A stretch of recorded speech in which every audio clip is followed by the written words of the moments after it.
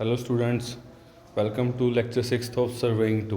सो आपकी fourth semester में surveying 2 के अंदर आज 6 लेक्चर के अंदर हम करेंगे कर्व्स के बारे में कि जो मोड़ होती हैं, गोलाइयाँ सड़क के ऊपर, रेलवे के लाइन के अंदर या किसी भी तरह की कर्व्स किस तरह प्लान की जाती हैं, जो हम खुद मैन में डिज़ाइन करते हैं। इंजीनियरिंग के अंदर कर्व्स जो इंजीनियर खुद डिज़ाइन करता है, किस प्रकार से कर्व सेट आउट की जाती हैं, मीन्स ज़मीन पे प्लॉट की जाती है। फर्स्ट उसको मैप पे किया जाता है तैयार कर्व को, and then after that on the ground. Okay, various factors होते हैं कर्व्स बनाने के। Setting out curves, elements of a curve and transition curves. ठीक है, कर्व के एलिमेंट कौन से हैं, उसके अंदर जो भी वर्ड्स यूज़ होते हैं, मीनिंग्स वो कौन कौन से हैं, एंड ट्रांजिशन कर्व्स। तो फर्स्ट ऑफ ऑल कर्व्स होती क्या हैं? Curves are regular bands provided in the lines of communication like roads. ठीक है, रेलवेज एक्सेट्रा। जो भी कम्युनिकेशन लाइंस हैं, कम्युनिकेशन लाइन का मतलब एक शहर का संपर्क दूसरे शहर से, एक स्टेट का दूसरी स्टेट से, and even in some cases एक कंट्री का दूसरी कंट्री से। ठीक है, सो जो कम्युनिकेशन लाइन रोड्स बनी होती हैं एंड रेलवेज, उसमें ठीक है बैंड्स जो प्रोवाइड किए जाते हैं। थोड़ी थोड़ी देर बाद आप देखेंगे बैंड तो आते ही रहते हैं। ठीक है, रोड के अंदर कर्व्स आती रहती हैं। इसके कई कारण होते हैं। और कैनाल्स जो हम नहरें डिज़ाइन करते हैं इरिगेशन डिपार्टमेंट के अंदर, तो कैनाल्स में भी बैंड्स आते हैं। ओके, क्यों दिए जाते हैं? तो they are also use in the vertical plane at all changes of grade. जब ग्रेड चेंज होता है तब भी कर्व्स दी जाती हैं, to avoid the abrupt change of grade at the apex. ठीक है, अब एक प्लेन इधर जा रहा है, ज़मीन के सतह थी, और एक प्लेन इधर है। ठीक है, सड़क है। तो अब इन दोनों को जोड़ने के लिए ये तो है नहीं कि एकदम से झटके से चढ़ जाएगी कार, ऐसे झटके से एक स्लाइड आएगी। तो यहाँ पे अब कार चढ़ेगी एक झटके से, तो कोई भी व्हीकल जा रहा है, ट्रक, चलो कार या बाइक तो फिर भी चढ़ जाएगा। ठीक है, पर ट्रक कैसे चढ़ेगा जो हैवीली लोडेड है? ठीक है, उसका तो सारा क्या कहते हैं, एक्सीडेंट वहाँ पे क्रिएट हो सकता है कोई ना कोई। तो इस प्रकार से अब्रप्ट चेंज कहते हैं इसको। ये ना देने की वजह से कर्व दी जाती है, मीन्स धीरे धीरे ये कर्व दी जाती है, इसको वर्टिकल कर्व कहते हैं। फिर धीरे धीरे इस प्रकार से डिज़ाइन कर देंगे उसको, इसी ताकि अब्रप्ट चेंज ना आए। तो देखो ये भी कुछ ना कुछ दूर जाके सर्कल बनाएगी, ये भी कुछ दूर जाके सर्कल बनाएगी। तो आफ्टर ऑल कर्व जो होती है अल्टीमेटली एक सर्कल ड्रॉ करती है, चाहे उसका उसका मीन्स एक ना कुछ कर्व का क्या होगा, रेडियस होगा, डायामीटर होगा। ओके, कर्व का। तो इस प्रकार से कर्व डिज़ाइन की जाती है सर्कल के हिसाब से। Curves provided along the horizontal plane to have the gradual change in direction are known as horizontal curve. Means अगर ये रोड है पुरानी वाली, ये रोड है, अगर हाईवे डिज़ाइन कर रहे हैं तो कर्व ग्रेजुअल चेंज मीन्स थोड़े अगर डायरेक्शन चेंज हो रही है तो उस हिसाब से कर्व करेंगे डिज़ाइन आउट।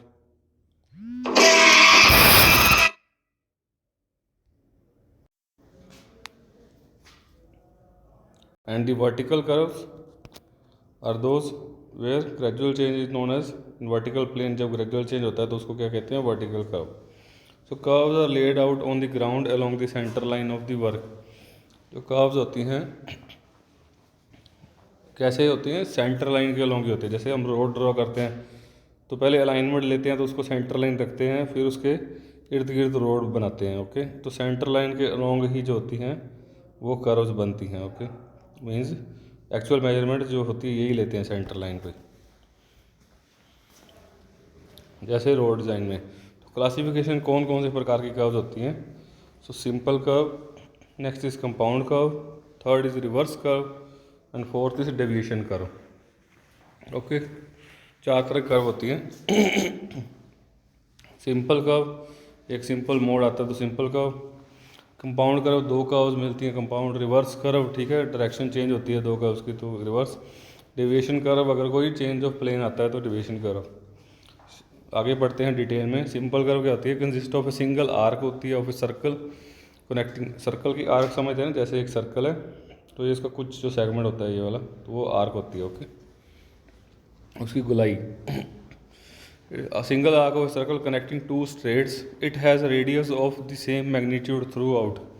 मीन्स वो रेडियस सेम रहता है, ठीक है उसका, क्योंकि वो एक सर्कल के साथ मिलती है। मान लो एक कर्व जा रोड की, तो जो भी है कहीं जाके मिलेगी कहीं ना कहीं, तो जो भी उसका सेंटर बनेगा वो सेंटर, उससे जो भी डिस्टेंस होएगा किसी भी प्लेन का, यहाँ तक का, यहाँ तक का, यहाँ तक का, यहाँ तक कोई भी होगा तो उसको आर ही बोलेंगे, रेडियस। क्योंकि सर्कल का रेडियस जो होता है वो किसी पॉइंट से भी सरफेस के सेंटर से सरफेस तक रेडियस आर ही रहेगा। ओके,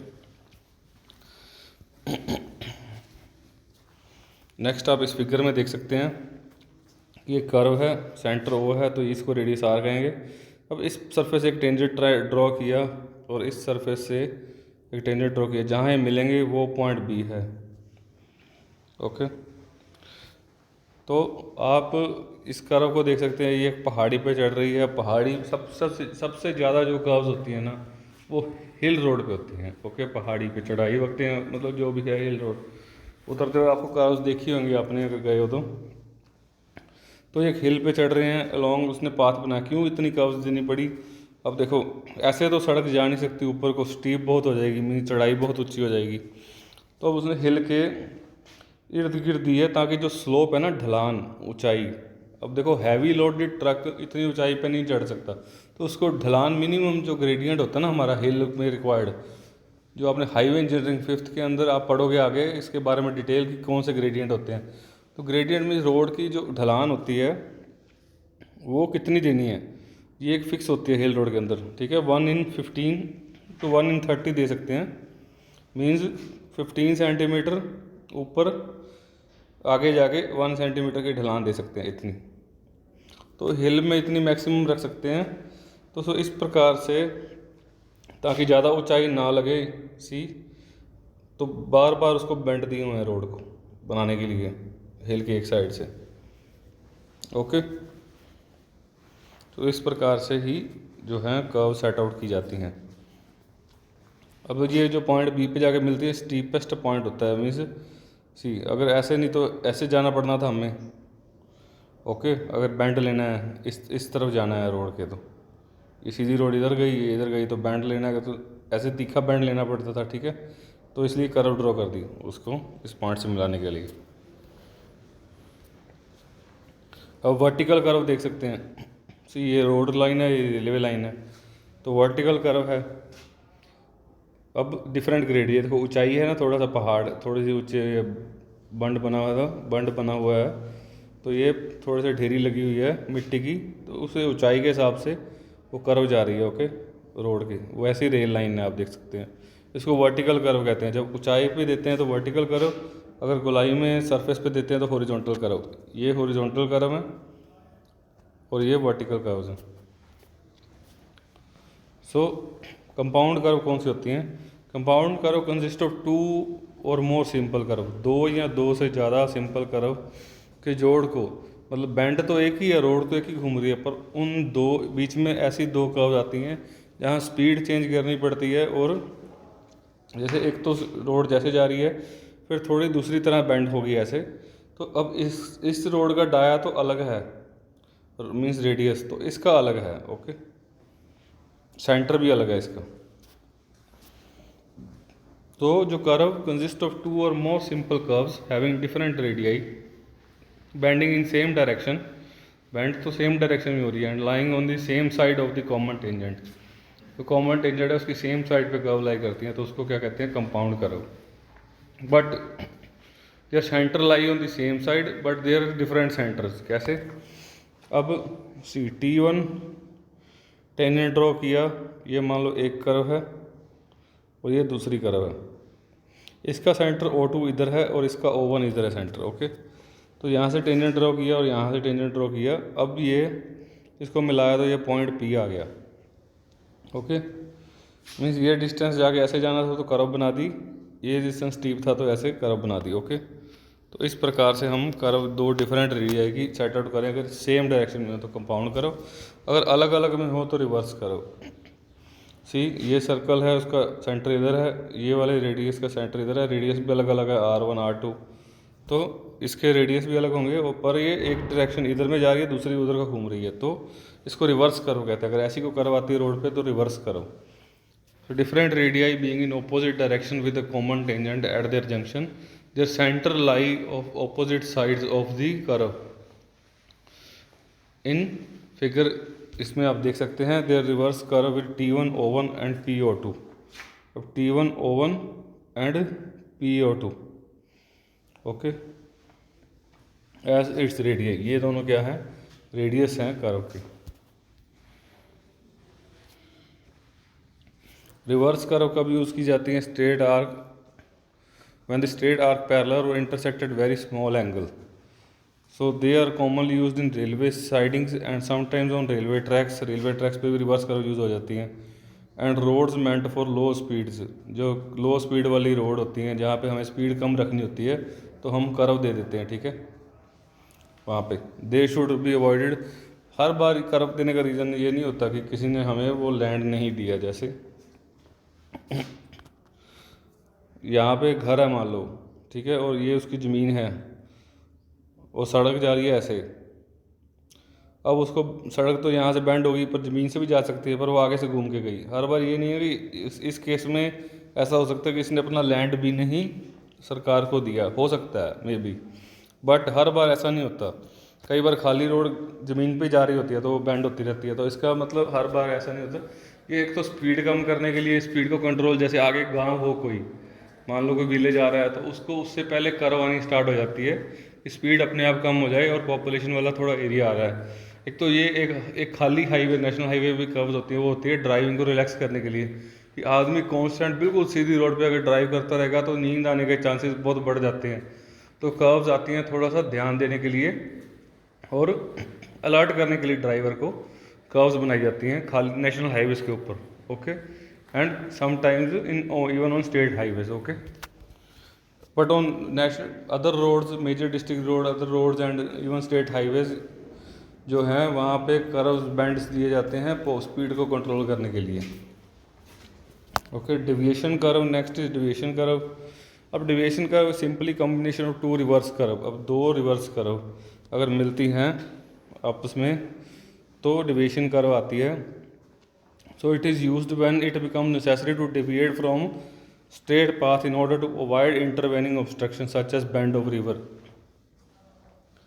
जैसे रिवर का बेंड आ गया, ठीक है, कहीं से रिवर, वहाँ से डेविएट करना है हमें पाथ को, मीन्स एक रास्ते से दूसरे रास्ते जाना है, लेवल अलग अलग है दोनों का, तो कुछ बिल्डिंग आ गई तो उसको बीच में लाने के लिए उससे कर्व जो बनाते हैं इर्द गिर्द, वो डेविएशन कर्व होती है।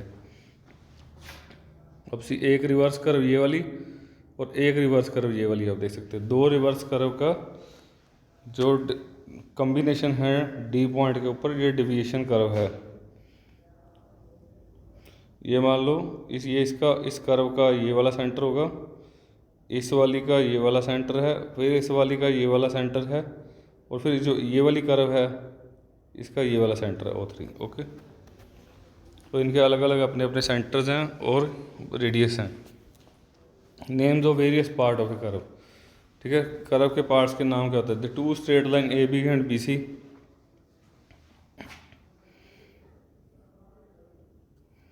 विच are connected by the curve are called tangent. और स्ट्रेट कर्व, टेंजेंट आपको पता है कर्व के कौन से होते हैं, ओके। किसी भी सर्कल का टेंजेंट होता है उसके सरफेस को टच करते हुए सीधी line.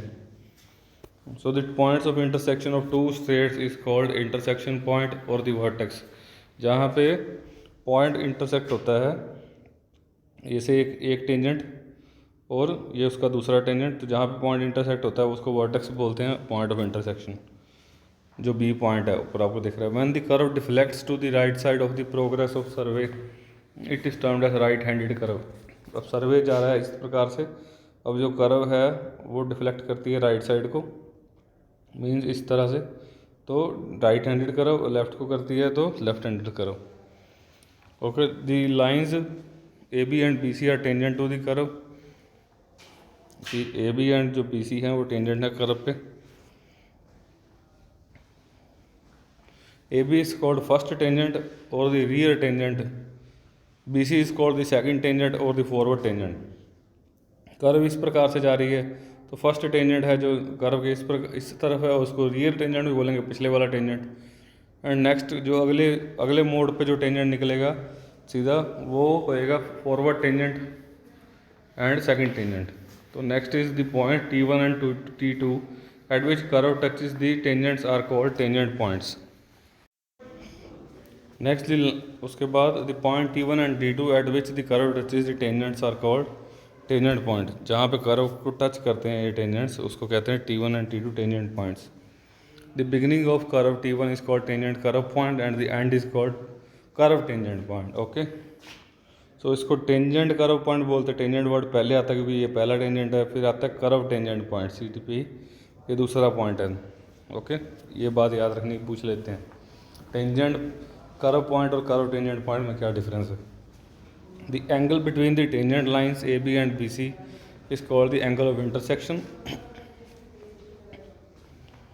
The angle between AB and BC is called the angle of intersection I angle. And ये जो डिफ्लेक्शन एंगल होता है फाई एंगल। मीन्स देखिए, अब जो ABC लाइन है ये बनाती है angle of intersection and other is deflection angle. Angle of intersection I, this one is deflection angle phi. Okay, distance the two tangent point of intersection to tangent point is called tangent length.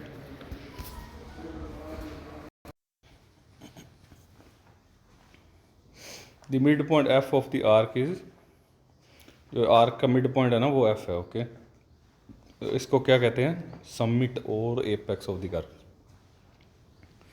तो इस point को कहते हैं summit और apex of the curve. सो देखिए आप, जो arc की लेंथ क्या हो जाएगी, कर्व की लेंथ, जो आर्क की लेंथ है उतनी होगी ना जहाँ तक कर्व है। उसके बाद तो रोड सीधी है, ये रोड देखो सीधी जा रही है, इसके बाद सीधी हो जाएगी।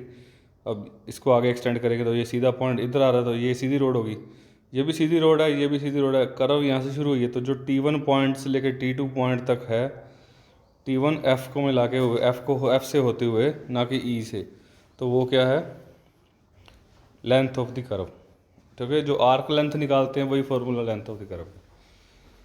Okay, the distance from the point of intersection to the apex, जो B है, द कर्व F तक, आर्क तक क्या कहते हैं, इसको क्या कहते हैं, एपेक्स डिस्टेंस। ओके, एपेक्स का डिस्टेंस B से, तो एपेक्स डिस्टेंस। नेक्स्ट अब EF को क्या कहेंगे, जो डिस्टेंस ये वाला EF है, ठीक है, इसको क्या कहेंगे, वर्स्ट साइन। वेरी इंपॉर्टेंट, इसकी डेफिनेशन भी पूछ लेते हैं वर्स्ट साइन की।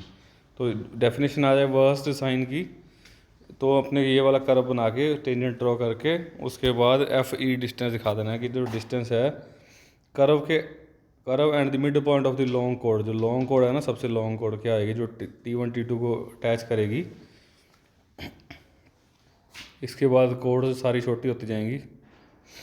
ओके, जो but diameter is the longest code, तो डायमीटर इसके अंदर है नहीं। अब T1 T2 ही लॉन्गेस्ट कोड है इस वाली कर्व के अंदर। तो T1 T2 का मिड पॉइंट है E। ओके, तो जो F और E को ज्वाइन करेगी लाइन, इसको कहते हैं versed sine of the curve. Very very important. Next is the angle of subtended at the centre of the curve by the arc. ये वाली आर्क से जो एंगल सबटेंड इधर होता है, फाई एंगल, उसको क्या कहते हैं, डिफ्लेक्शन एंगल। ये वाला एंगल, अब इस कर्व के अंदर ये वाला एंगल और ये वाला एंगल इक्वल होगा। ओके, ये पूरा और ये पूरा, ये इक्वल होगा, deflection angle. Law of tangent के हिसाब से भी ये एंगल और ये एंगल इक्वल होते हैं। ठीक है, इन ज्योमेट्री। अब values elements of a curve. So angle of intersection कितना है, मीन्स, और एंगल ऑफ डिफ्लेक्शन C। आपको पता है कि एक भी स्ट्रेट लाइन के ऊपर कोई ऐसे लाइन जा रही है, तो ये वाला एंगल और ये वाला एंगल, एंगल A और एंगल B का सम कितना होगा, 180 डिग्री। ठीक है, ज्योमेट्री के हिसाब से। सो एक लाइन के ऊपर जितने भी एंगल होते हैं, सभी एंगल का सम 180 डिग्री होता है। ओके, सो अब ये वाली लाइन जा रही है, मान लो ये T1B। ओके, तो इस पे एंगल ऑफ इंटरसेक्शन अंदर वाला एंगल है और फाई, ये इन दोनों का सम कितना हो जाएगा, 180 degree. So I plus phi is equal to 180 degree. Now T1 और T2 angle C, T1 O T2 angle, ये वाला एंगल ये कितना हो जाएगा 180 माइनस आई सी। अब जो ये वाला एंगल है ये फाई के बराबर है। अब फाई क्या हो जाएगा 180 में से अगर आई दिया हुआ है, आई निकाल देंगे तो फाई बचेगा, तो ये फाई के बराबर है। ओके, सो हमें T1 और T2 एंगल भी मिल गया। हम सारे अब वैल्यूज़ निकाल सकते हैं। ओके, टेंजेंट लेंथ BT1 कैसे निकालेंगे, तो टेंजेंट लेंथ जो है BT1 ये वाली लेंथ, ठीक है, फिर ये भी उसके बराबर आ जाएगी। सिंपल कर्व के अंदर, कंपाउंड के अंदर थोड़ी डिफरेंट होएगी, रिवर्स के अंदर डिफरेंट, पर इसके अंदर तो बराबर होएगी ना दोनों लेंथ्स। तो BT1 BT2 सिंपल की बात कर रहे हैं इक्वल होंगी, तो OT1 के बराबर होंगी। OT1 क्या है, OT1 इसके बराबर रेडियस के बराबर होंगी। ओके, तो ये रेडियस क्या होएगा इसका, मीन्स OT और radius into OT1 into tan five by two, tan five by two, tan five by two. Okay, so next is length of long कोड। जो लॉन्ग कोड है T1 T2, तो इसकी क्या हो जाएगी 2 radius sine five by two, उसकी लेंथ भी आ गई। ओके, सो ये वाली लेंथ आ गई R tan five by to, ये वाली लेंथ आ गई आपके पास पूरी। टॉप ट्रायंगल एरिया निकाल सकते हो सारा का सारा, जो भी निकालना है, ठीक है। लेंथ्स आ गई आपके पास, एंगल्स निकाल सकते हो, सबटेंडेड एंगल्स। तो इसके बाद ये क्या हो जाएगी 2R sine five by two. Next is length of curve. अब लेंथ ऑफ कर्व क्या आ जाएगी, आर्क जैसे फॉर्मूला, ये लेंथ ऑफ कर्व निकालनी है तो आर्क का फॉर्मूला सर्कल की तो कौन सा होता है pi R phi by 180 degree. Okay, ये इसकी वैल्यू आ जाएगी रेडियंस के अंदर आर्क की। Pi R phi means pi into radius into phi deflection angle by 180 degree. Okay, apex distance BF distance, apex distance, apex से लेकर सर्कल मिड पॉइंट तक apex distance कितना आ जाएगा R secant five by two minus R, means R common आ गया इसमें से, R फॉर्मूला क्या आ जाएगा secant five by two. Secant तब यूज़ होगा जब एपेक्स डिस्टेंस होगा, ये याद रखना। सो फॉर्मूला आ जाएगा R secant five by two minus 1। Now versed sine, उतनी लेंथ कितनी आ जाएगी, ये आ गई तो आप टोटल ये वाली लेंथ निकाल सकते हैं। वर्स्ट साइन FE क्या आ जाएगा R into 1 minus cos five by two. Okay, R into 1 minus cos five by to. So a curve may be designated either by the radius or by the angle subtended by at center। या तो हम radius से कह सकते हैं इतनी length की curve है, इतने रेडियस की, या फिर इतने एंगल की कर्व है, ऐसे डेजिग्नेट करते हैं, बताते हैं इंजीनियरिंग के अंदर। Okay, so subtended at the and a curve is designated by the angle subtended at the center by a chord of 30 meter। the angle is called degree of curve। अगर जो code है 30 metre की, 100 foot length की अगर code बने, ठीक है, अगर हम मान के चलें स्टैंडर्ड को, तो एंगल जो होता है जो बनता है यहाँ पे उसको क्या कहते हैं degree of the curve. Okay, अब let R is equal to radius of curve. Okay, D is equal to degree of the curve. MN क्या है, द कोड 30 मीटर लॉन्ग हो जाएगी क्योंकि स्टैंडर्ड है। P is equal to mid point of the curve. Now in triangle OMP, इसमें OMP triangle के अंदर MP is equal to half MN। MP इस पूरे का हाफ हो जाएगा MN का। Angle MOP is equal to D by two. MOP ये वाला एंगल कितना आ जाएगा पूरे डिफ्लेक्शन एंगल का हाफ, D बाई टू। तो D by two is equal to MP sine D by two is equal to MP by OM। Sine कितना आ जाएगा इसका, साइन होता है perpendicular by hypotenuse sine theta. और परपेंडिकुलर क्या है इस एंगल के सामने MP, और हाइपोटेन्यूज क्या है OM, तो MP by OM। So next is into 15 by R। Okay, MP दिया 15 तो R हो गया, MP दिया हुआ ना 15 हाफ MN, तो इंटू अपॉन R, तो R कितना आ जाएगा 15 by sine D by two. अब बट D बहुत स्मॉल है, कितना होएगा degree of curve, 1 degree 2 degree, D बहुत स्मॉल है, may be assumed approximately equal to d/2, sine d/2 को हम d/2 ले लें। ओके, उसका साइन निकालने से अब साइन 1 डिग्री की वैल्यू तो बहुत कम आ जाएगी। साइन 0 0 होता है, ठीक है। साइन 90 साइन 90 कितना होता है 1। तो अब 0 से 1 जाने के लिए 90 डिग्री जाते हैं, साइन 1 2 3 डिग्री की वैल्यू बहुत कम होगी। तो हम उससे उसको मल्टीप्लाई करने के बजाय हम d/2 ही ले लें। मान ले तो क्या आ जाएगा, r 15/d/2। इसको रेडियंस में कर लोगे तो डिग्री को रेडियंस में करना, तो ही हम वैल्यू से उसको काट सकते हैं किसी भी वैल्यू से, तो ही r की वैल्यू मीटर या सेंटीमीटर में आएगी। तो पाई 15 × 360 पाई/180, अगर 1 डिग्री को रेडियन में करना है तो पाई/180 से मल्टीप्लाई 180 करते हैं multiply.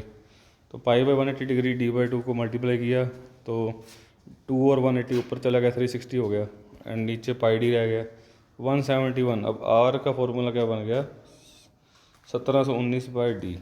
Okay, now approximate relation holds good up to 5 degree curve. ये वाला जो रिलेशन था पीछे बताया, 5 डिग्री कर्व तक तो ठीक है। अब डिग्री इससे बढ़ती रहेगी तो सी साइन कैलकुलेट आएगा बीच में। ओके, एग्जैक्ट रिलेशन साइन वाला यूज़ होना चाहिए जब 5 डिग्री से ऊपर हो तो। सो मेथड ऑफ कर्व रेंजिंग क्या होते हैं, कर्व कैसे रेंज करते हैं, bye linear method when chain और टेप से, और बाय एंगुलर मेथड थियोडोलाइट लेके हम कर्व को डिज़ाइन कर सकते हैं। ठीक है, having fixed directions of straights produce them to meet at point B. Okay, एक कर्व को बी पे करो पॉइंट पे and measure the angle measure करके हम इस प्रकार से ले सकते हैं। ठीक है, कर्व को सेट आउट कर सकते हैं। सो इसके आप नोट्स ले सकते हैं एंड बना सकते हैं, उसको रीड आउट कर सकते हैं सिर्फ रीडिंग के लिए। सो next is transition curves. Screenshot ले सकते हैं इन स्लाइड्स का।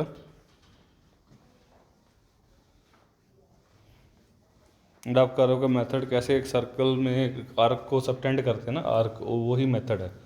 Okay, simple. So transition curves, non circular curve of varying radius introduced between a straight and a circular curve for the purpose of giving easy changes of direction of route is called transition curve।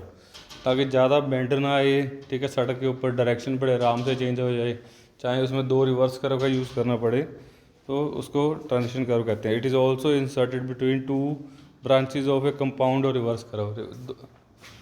Means 2 reverse curve के बीच में जो distance होता है ना, उसको कहते हैं ट्रांजिशन कर्व। ओके, एडवांटेजेस क्या है ट्रांजिशन कर्व की, transition from the tangent to circular curve and from the circular to tangent is made gradual, धीरे धीरे बनाया जाता है। ठीक है, it provide satisfactory means of obtaining a gradual increase, धीरे धीरे इंक्रीज होता है elevation, super elevation from 0 on the tangent to required amount. Danger of derailment, transition curve होने की वजह से गाड़ी का जो पटरी से उतरने का खतरा होता है कम हो जाता है, या फिर उसका स्किड करने का डिस्कम्फर्ट टू पैसेंजर एलिमिनेट हो जाता है। ठीक है, जैसे एकदम से हम घुमाते हैं कार तो उस डिस्कम्फर्ट भी होता है पैसेंजर सभी को। तो कंडीशन क्या होती है ट्रांजिशन कर्व की, it should meet tangent line as well as circular curve tangentially. देख लो कि जो टेंजेंट लाइन और सर्कुलर कर्व को टेंजेंशियली ही मीट करे। The rate of increase transition curve is, अगर मान लो ये रोड सी जा रही है तो उस पर हमने ये कर्व दे दिया। ओके, ये टेंजेंट लाइन अब इसकी, अब ये रोड सीधी है ना, ये कर्व है तो इसकी टेंजेंट लाइन है। अगर सीधी होती तो ऐसे होती, पर ये कर्व है, ये ए बी होती अगर सीधी होती तो, पर ये कर्व है, हमने जाना सी तक था, सी तक कर्व दे दी। ए से सी जाना था, पर अगर बी जाना होता तो ये सीधी जाती। ठीक है, अब ट्रांजिशन कर्व क्या है कि अब ए से इस पॉइंट डी तक जाना है ना, सेंटर वाले पॉइंट तक, तो इसमें एक और कर्व ऐड कर दी जाती है ताकि इसमें ज़्यादा बेंड ना आए ए से डी। ओके, और डी से सी। तो the length of full transition curve should be such that full super elevation is attained at the junction with the circular curve. इन दोनों के जोड़ पे पूरी सुपर एलिवेशन अटेन हो जाए। सुपर एलिवेशन क्या होती है, जब मोड़ होता है ना, इसमें सुपर एलिवेशन इंक्लूडेड होती है, आती है कि अब जो मोड़ होता है तो एक तरफ से आपने देखा होगा रोड उठी होती है। ठीक है, ताकि जो बाहर की गाड़ी बाहर ना चली जाए रोड से, ये कार चल रही है तो मोड़ मोड़ काटते वक्त सेंट्रीफ्यूगल फोर्स पैदा करने की वजह से ये इधर ना चली जाए, क्योंकि आउटवर्ड फोर्स लगती है हमेशा टायरों को। जब हम टायर बेंड करते हैं तो आउटवर्ड फोर्स लगती है, तो गाड़ी बाहर ना चली जाए कर्व से, तो इसलिए कर्व उठी होती है, अंदर की तरफ डाउन होती है कर्व। ठीक है, रोड जैसे ये वाली बेंड हो रही है तो ये अंदर की तरफ डाउन होगी और बाहर की तरफ उठी होगी। तो जो उठाई होती है ना इसकी, इतनी उठाई जो ये वाली डिस्टेंस ये वाला, उसको ई सुपर एलिवेशन कहते हैं। ओके, सो सुपर एलिवेशन पूरी अचीव हो ऐसे कर्व देनी है उसके अंदर, सेकंड नेक्स्ट कर्व ऐड करनी है, तो इसको ट्रांजिशन कर्व। ट्रांजिशन का मतलब होता है जब एक शिफ्ट से दूसरी शिफ्ट जाते हैं या फिर एक काम से दूसरे काम जाते हैं, तो हम आराम से कुछ अपने जैसे एक जॉब से दूसरी जॉब जाना है, तो मान लो हमें कपड़े वगैरह चेंज करने, ड्रेस यूनिफॉर्म चेंज करनी है, तो वो ट्रांजिशन का हुआ है। हम जो भी टाइम जैसे देते हैं वो ट्रांजिशन टाइम होता है कि चेंज करने का। ठीक है, एक लेक्चर से दूसरे लेक्चर में जो टाइम होता है वो ट्रांजिशन टाइम है कि जो लेक्चरर चेंज होता है। सो आराम से आप उसके उतनी देर में आप अपनी आंखें भी रिलैक्स कर लेते हो। ठीक है, अपने हाथ पर भी रिलैक्स हो। ट्रांजिशन टाइम है मीन्स रिलैक्सिंग टाइम है। ओके, कि एकदम से शिफ्ट नहीं हो गया, मीन्स एक आपका लेक्चर लगा, साथ के साथ दूसरा लेक्चर स्टार्ट हो गया उसी सेकंड पे, तो that will be uncomfortable to everyone. So इसी प्रकार से हम एक कर्व पे जा रहे हैं तो साथ के साथ दूसरी कर्व स्टार्ट होगी। सो जो बीच में उसको कंफर्ट देने के लिए जो सीधी रोड आती है बीच में, या बीच में उसको सीधी रोड को ऐड किया जाता है स्टार्ट में भी, एकदम से कर्व घूमती है उसके स्टार्ट में सीधी रोड को ऐड किया जाता है, तो उसको हम ट्रांजिशन कर्व कहते हैं। ओके, लगती सीधी है पर होती कर्व है। Okay, so that was all about today's lecture. Will come up shortly with next lecture. Thank you student.